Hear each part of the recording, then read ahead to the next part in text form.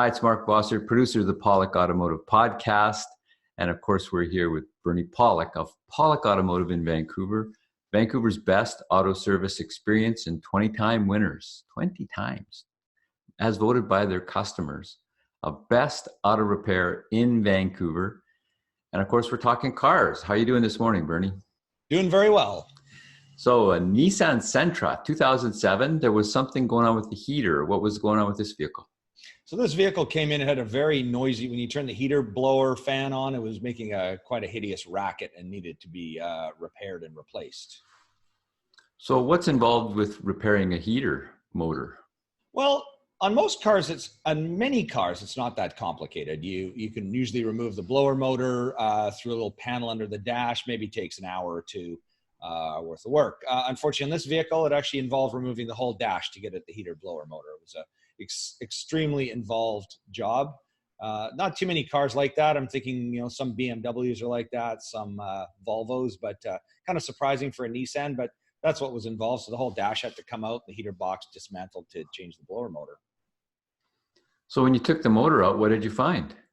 Well, what we found was a rodent's nest inside the blower motor, inside the heater box, and all the items that the rodent had used to make the nest, which was mostly the insulation from under the hood. That firewall insulation had been completely chewed away and conveniently moved into the heater box. That was basically it had basically plugged the cabin air filter. It had there was debris all over the inside of the squirrel cage. This is kind of funny because we call this the blower. I'll get pictures and say we call it a squirrel cage, and it's kind of funny that that's named after a rodent, but it looks like kind of one of those hamster wheels that they run on.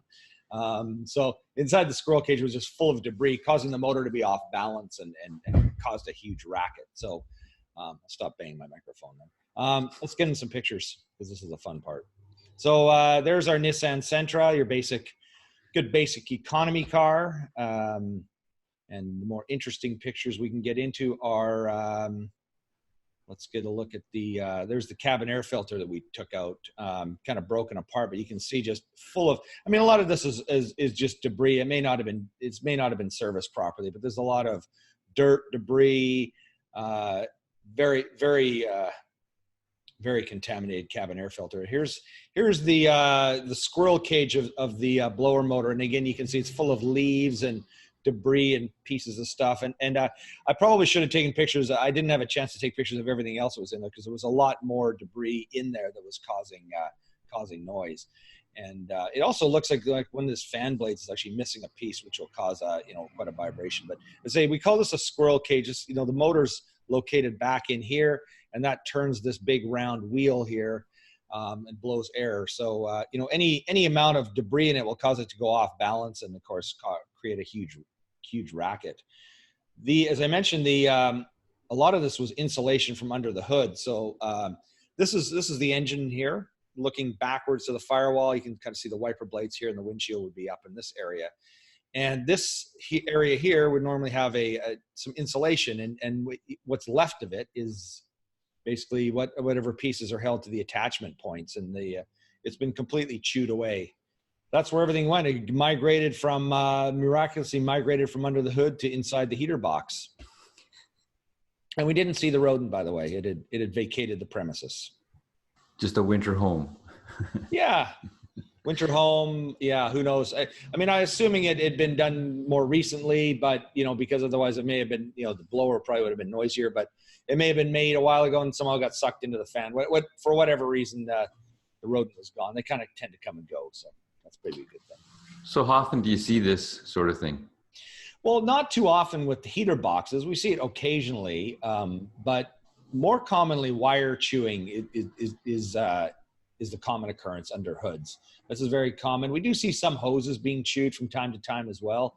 But wires are chewed because over the last 10 or more years, manufacturers to be more ecological or environmentally friendly, have started using soya-based insulation on their wiring. And this of course is tasty to many rodents and a disadvantage to car owners, of course. So anything that can be done to prevent rodents from chewing wires or attacking the underhood area of your car? Well, I'm not gonna get into all the details of that because there's some complexity, and I haven't quite figured it all out myself. But we're gonna put a link on the bottom of the video that has a really good website with some very specific ways, and this person has got some very detailed ways you can prevent rodents from chewing you, from getting under your hood and doing your wires.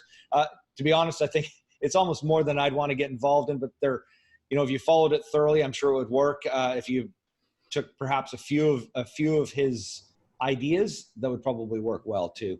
Interestingly enough, one common vehicle, there's a Honda that has a wire that often gets chewed and causes a check engine light, and it sits right underneath the intake manifold on a Honda V6 engine.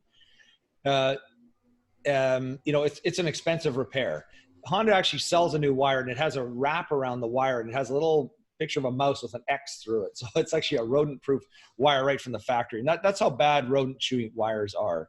And actually the problem is so bad, there's actually class action lawsuits against several manufacturers for for the wiring that they've put in their cars. So it's a big thing. So after repairs, I assume everything was good in the heating department in this vehicle? Yeah, it worked fine. The fan was nice and quiet. Everything worked really well. Just like it's supposed to. And how are Nissan Sentras for reliability? Generally, they're good cars. That's an economy car. We see very few problems with them other than basic maintenance. It's a pretty well-built, decent car. So there you go. If you're looking for support for your vehicle, if you've got any kind of rodent problems, or if you need your Nissan Sentra or any Nissan product looked after, the guys to see in Vancouver, British Columbia, Canada, are Pawlik Automotive. You can reach them at 604-327-7112 to book your appointment. You have to call and book ahead because they're busy, or check out the website, pawlikautomotive.com. Hundreds of articles and videos on there as well. Our YouTube channel, Pawlik Auto Repair. Again, over 350 videos on all makes and models of cars and all types of repairs. And of course, thank you so much for listening to the podcast. We really appreciate it. Thanks, Bernie. Thanks, Mark, and thank you for watching and listening. Always a pleasure.